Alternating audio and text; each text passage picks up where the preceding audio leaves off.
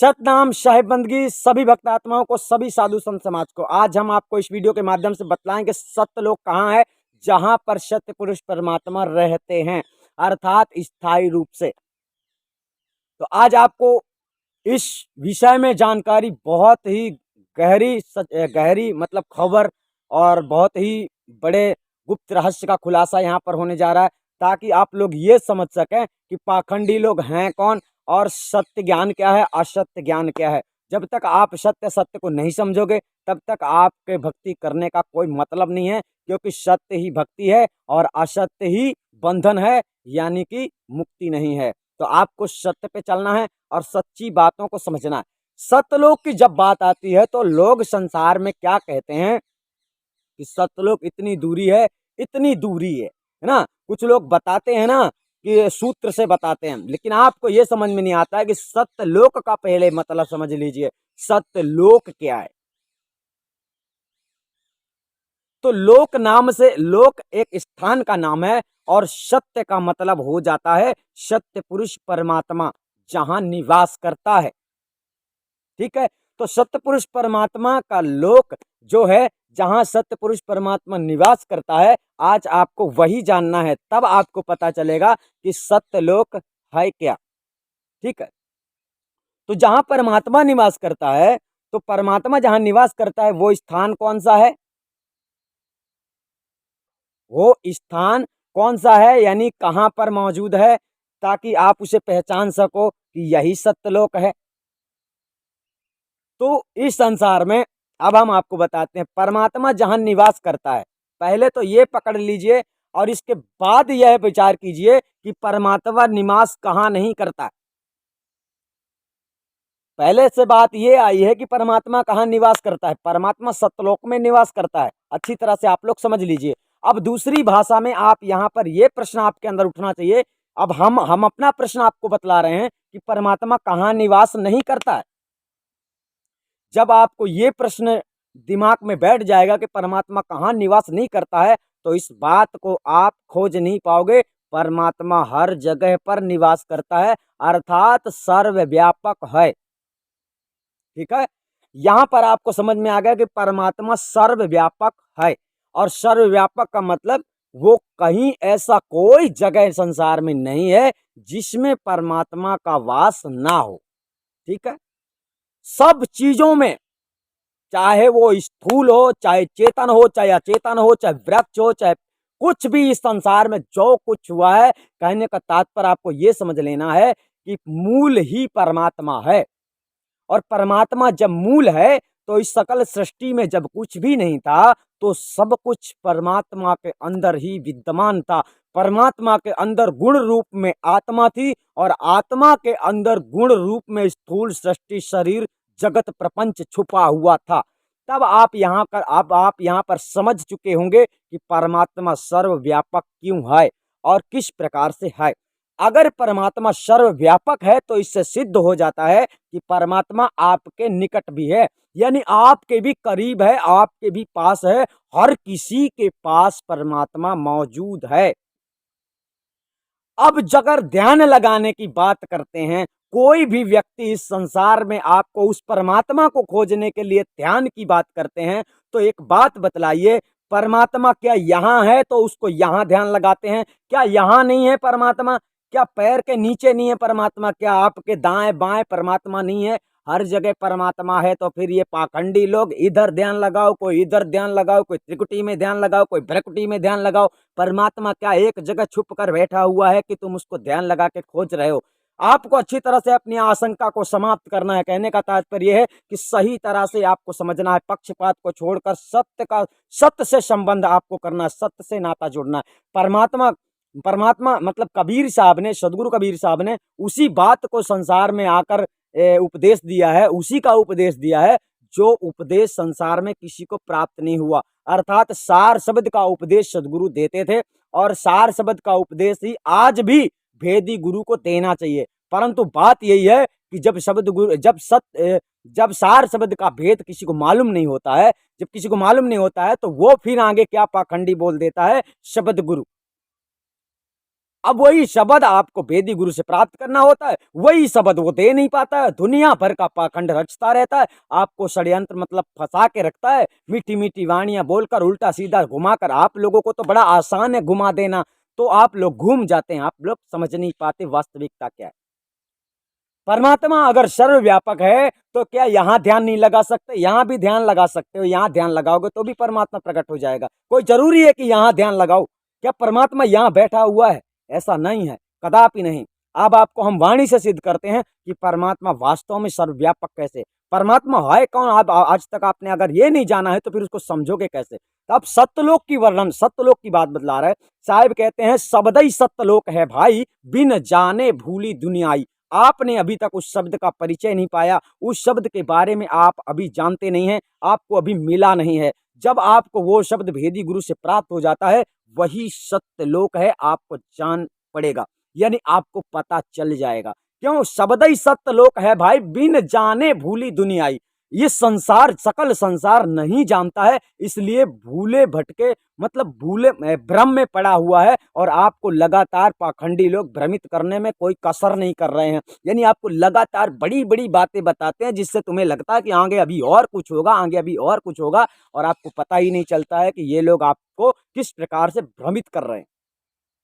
तो सतलोक आपको जाना है, ठीक है। तो सतल साहब ने अपना परिचय बताया अधर में। अधर में क्यों बताया? अब अधर का मतलब, अधर कहां नहीं है ये बता दो। परमात्मा स्वयं में रहता है, वो तुम्हारे अंदर नहीं रहता, अच्छी तरह समझना है। परमात्मा तुम्हारे अंदर बाहर सकल निरंतर है। तुम केवल ये बताओ कि अंदर ही है तो गलत है, तुम केवल ये कह दो कि वो बाहर ही है तो गलत है। मतलब बाहर है परमात्मा तो फिर अंदर नहीं है, जब अंदर नहीं है तो फिर सर्वव्यापक नहीं है परमात्मा, फिर अंदर कौन है? तो परमात्मा की छोड़ो, तुम अपनी पकड़ के चलो, परमात्मा सर्वव्यापक है।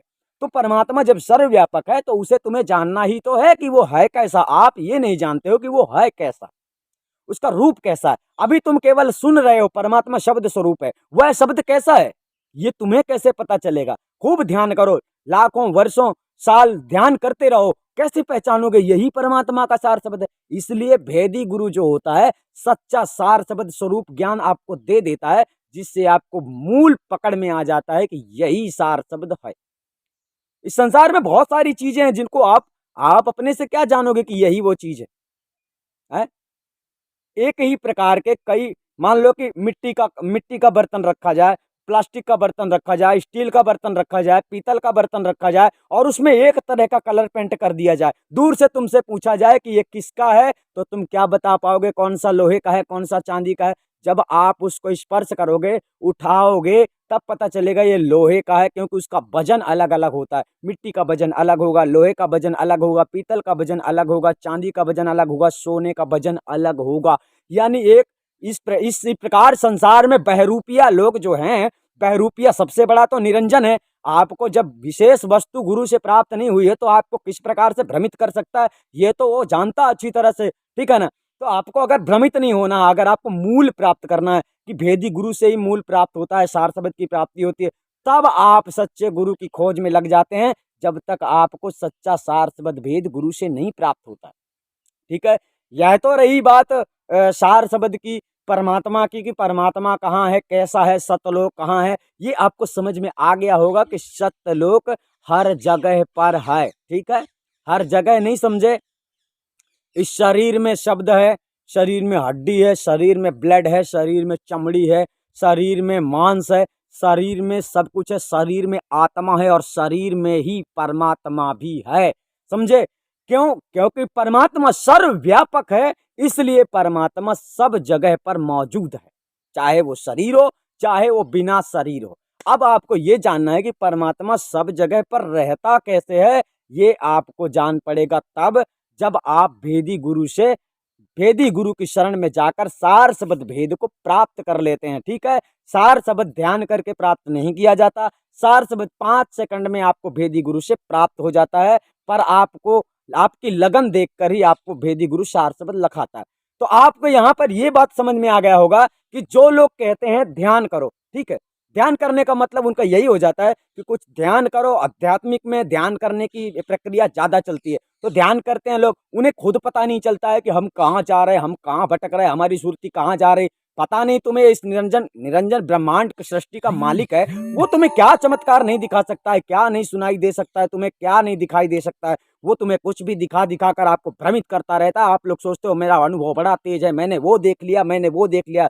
तुम कल्पना भी नहीं कर सकते, ऐसी ऐसी चीजें तो निरंजन सपने में दिखा देता है, जिन चीजों को संसारी लोग सच मानकर सोचने लगते हैं, ऐसा क्यों देख लिया मैंने, ऐसा सपना देख लिया, बड़ा खुश होते हैं, कोई कोई दुख हो जाते हैं, किसी के साथ घटना घट जाती है सपने में। यानी ये सब कुछ प्रपंच माया का यानी कि निरंजन का है, और इसके प्रपंच से बचना अति मुश्किल, अति कठिन है। इसलिए सच्चे सतगुरु भेदी सतगुरु के चरणों में जाकर ही आपको कल्याण का मार्ग प्रशस्त करना चाहिए। आपको सदगुरु के शरण में रहकर उनकी आज्ञा का पालन करके उन्हें प्रसन्न करना चाहिए, ताकि आपका भला हो सके और आपके अंदर का अहंकार, आपके अंदर का भ्रम समाप्त हो सके और आत्मज्ञान आपको मिल सके। तब आपका जाके कहीं जीवन का कल्याण होता है। तो आपके सवाल जो थे, सत्यलोक कहाँ है, तो आप ये बात अच्छी तरह से आज समझ गए होंगे। साहब यहाँ भी कहते हैं सदगुरु कहते हैं चल हंसा सतलोक हमारे छोड़ो यह संसारा हो। जब साहब ने इस प्रकार कहा है तो फिर आपको समझना चाहिए, कुछ लोग ऐसा समझ लेते हैं कि इस संसार को छोड़ना यानी ये सृष्टि भावसागर को छोड़ना, ये नहीं समझ पाते। भावसागर ये है, ये आपका भावसागर है और इस भावसागर से आजाद होना। चल हंसा सतलोक हमारे छोड़ो यह संसारा हो, और 14 खंड बसे मुख वाके सबको करत आहारा हो। यानी निरंजन जो है 14 भुवन में अपनी राज सत्ता चला रहा है, 14 भुवन के जीवों को पकड़ पकड़ कर मार रहा है, और जीव बड़ा संघर्ष कर रहा है परमात्मा की प्राप्ति के लिए। लेकिन सदगुरु का संदेश आपको समझ में नहीं आ रहा है। तो सदगुरु किस देश में जाने की बात करते हैं? सदगुरु सतलोक में जाने की बात करते हैं। तो सतलोक, इस शरीर से आप मुक्त हो जाओगे तो सतलोक तुम्हारा यही है, मतलब यही है। अब उसे जानना है सतलोक कैसा होता है। पहली बात, तुम्हें तो सतलोक भी नहीं पता कैसा है, परमात्मा भी नहीं पता कैसा है, तुमको भी नहीं पता तुम कैसे हो। जिस प्रकार से तुम हो उसी प्रकार से परमात्मा है, यानी स्वरूप एक तिनका इस शरीर के अंतर विद्यमान है, और वो तिनके को आपको छुड़ाना है। जो परमात्मा सत्ता में समूह में समा जाएगा, और समूह में परमात्मा सत्ता में समूह तभी समा पाएगा जब आपकी सुरती एक तरफा परमात्मा की ओर जाएगी। अब आप माया के गुलाम हो, माया से छूट नहीं पा रहे हो, आपकी सुरती बार बार संसार में लटक रही है, आपको बार बार शंका हो रही है, बार बार भ्रम हो रहा है। तो इस प्रकार से इस स्थिति में आप वहाँ पर स्थिति नहीं बना सकते हो। जब आप इस संसार से मोह माया का त्याग कर देते हो, तभी आपकी स्थिति बनती है कि आप परमात्मा सत्ता में समावेश हो सकते हो। यानी सबसे बड़ी बात होती है काबिलियत। आपके अंदर काबिलियत नहीं होगी, आप वहाँ जाने के लायक नहीं होगे। ठीक है, आप जाना चाहते हो 5 स्टार होटल, लेकिन आपके पास उतनी बजट नहीं है, आपकी अवस्था उसमें जाने की नहीं है, तो क्या करोगे? 5 स्टार होटल दूर से ही देखो। इसी प्रकार से संसार में कौआ भांति के जो भक्त होते हैं, वो दूर से देखते ही रहते हैं, उनको आदि अनादि मुक्ति पंथ में आने की साहस नहीं होती है। कहने का तात्पर्य उनके पास कुछ नहीं है, उन्होंने कुछ ऐसा कर्म ही नहीं किया है। तो कर्म ही जगत में प्रधान है, और कर्म से ही मनुष्य उभय लोकों को जाता है, यानी ऊपर के लोकों को पाता है। ठीक है, तो कर्म ही कुछ ऐसा करना है ताकि आपको वह पद स्थान प्राप्त हो जाए, वह कुर्सी मिल जाए जिस कुर्सी से तुम्हें हटाने वाला इस संसार में कोई भी नहीं है, यानी यमराज भी नहीं है। आपको कर्म बंधन से आजाद करने वाला सदगुरु का आदेश है, और बंदी छोड़ का आदेश है। सार शब्द मात्र से तो केवल एक भ्रम का नाश होता है, सार शब्द से मुक्ति नहीं होती है, ध्यान रखना। सार शब्द से भ्रम का अंत होता है, मुक्ति आपकी होती है कर्मों से। जब आप कर्म, जैसे साहब ने कहा है ना, जैसा कर्म करें अगाड़ी तैसा ही फल पाएगा, बोया वृक्ष बबूल का फल आम कहाँ से खाएगा। तो आपको यही समझ लेना है कि सार शब्द से मुक्ति हो जाती तो हम इतना देर नहीं करते, हम तो सबको सार शब्द घर घर जा जाकर लखा दिए होते और सब लोग मुक्त भी हो गए होते। लेकिन असंभव है। इस प्रकार से सार शब्द तभी दिया जाता है जब मुक्ति के काबिल हो जाए, जब आपकी योग्यता इस प्रकार हो जाती है कि आप संसार से मुक्त होने की स्थिति में आ जाते हो और परमात्मा से लगन आपकी अच्छी तरह से लग जाती है। तब आपको सार शब्द दिया जाए तो सार शब्द देने का मतलब सही होता है, और वैसे ही सार शब्द दिया जाए, आपकी इच्छा है बस उसको जानना चाहते हो, तो आपकी मुक्ति नहीं हो सकती है। इसीलिए साहेब बंदगी आप लोग समझ गए होंगे परमात्मा कहाँ, सतलोक क्या है, और सतलोक दर्शन तभी होते हैं जब आपको गुरु की कृपा होती है। हम फिर मिलेंगे आपको। सतनाम साहेब बंदगी।